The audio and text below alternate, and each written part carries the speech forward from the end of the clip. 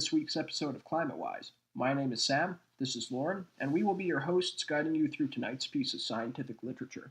That's right, Sam. If you are a busy individual looking for up-to-date climate science condensed into 6 minutes, then you've come to the right place. So let's get started. Today's paper is Limited Contribution of Permafrost Carbon to Methane Release from Thawing Peatlands by Cooper et al. So let's break this down, Sam. I know about carbon dioxide and how it can contribute to climate change, but I know less about methane. What is methane and why do we care? Good question, Lauren. Let's have a look, shall we? Methane is a molecule composed of 1 carbon and 4 hydrogen molecules.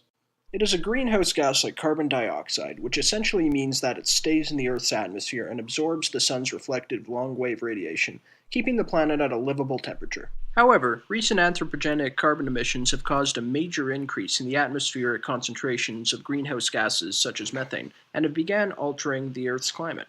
Methane is particularly concerning since it is a far more potent greenhouse gas than carbon dioxide. So where does methane come from? Methane can come from a variety of natural and anthropogenic sources. Examples of anthropogenic sources include livestock and agricultural practices, the production, transportation, and refinement of fossil fuels such as coal, oil, and natural gas. Natural sources of methane include the ocean, as well as environments that contain high amounts of organic carbon that can be broken down to create methane, such as wetlands and peatlands. In this video, we are going to focus on the last source and how current science is shaping our understanding of the underlying mechanisms of these methane emissions. That's great, Sam. So first things first, what are peatlands, where can I find them, and how do they release methane? Well, Lauren, for this discussion, we are going to have to go to a little northern country known as Canada! Specifically northern Canada, in Yellowknife Northwest Territories and Teslin, Yukon. So why Canada, you may ask?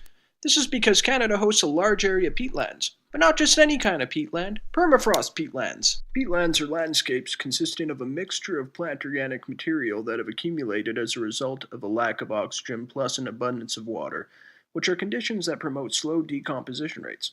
This means that what you see behind me is essentially a big pile of carbon. In northern latitudes, peatlands contain a layer of permafrost, or permanently frozen ground, that can ultimately play a huge role in the decomposition of this organic material. Permafrost melts, such as in times of increased temperature.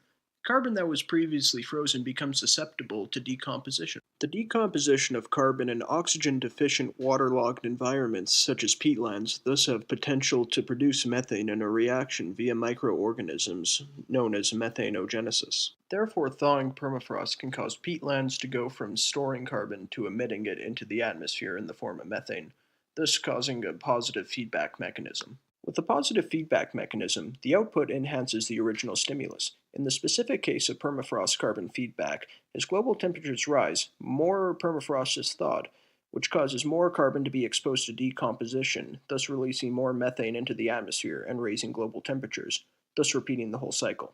However, Cooper et al. Proposed the idea that melting permafrost could be emitting methane through a different mechanism. When permafrost is present in peatlands, it pushes the peat up, creating what is called a peat plateau, which is removed from the water table and can host a variety of terrestrial species such as trees, shrubs, and moss. These areas experience very little methanogenesis. In contrast, when the layer melts, the ground below it subsides, causing the peat to fall below the water table.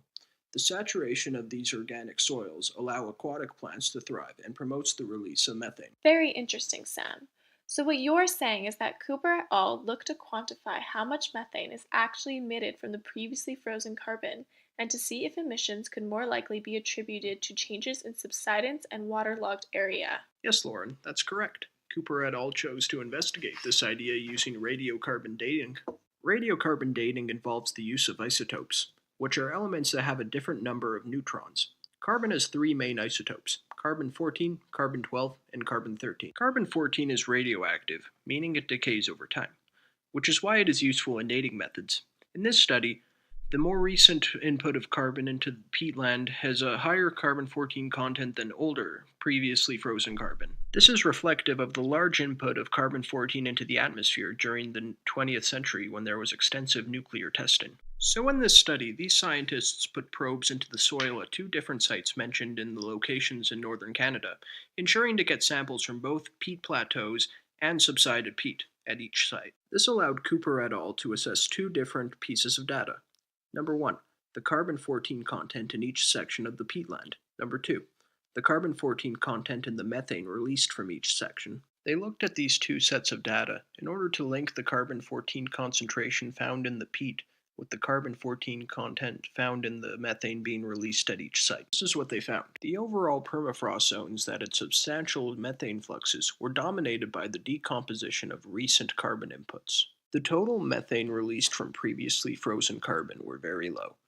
This low rate of methane released may be due to the fact that under long-term anaerobic conditions, compounds known as phenolics build up and repress microbial activity in the older, deeper peat layers. The methane fluxes did seem to be linked to surface subsidence, as the Teslin site had higher methane emissions and a larger area of subsided peat and waterlogged soil. Overall, it can be said that subsidence and waterlogging of recent carbon stocks plays a bigger role in the permafrost carbon feedback than the exposure of previously frozen carbon stocks to decomposition. That's all very interesting, Sam. But why do we care? Well, Lauren, currently a number of climate models predict that anaerobic decomposition of previously frozen peat will predominantly impact climate feedbacks.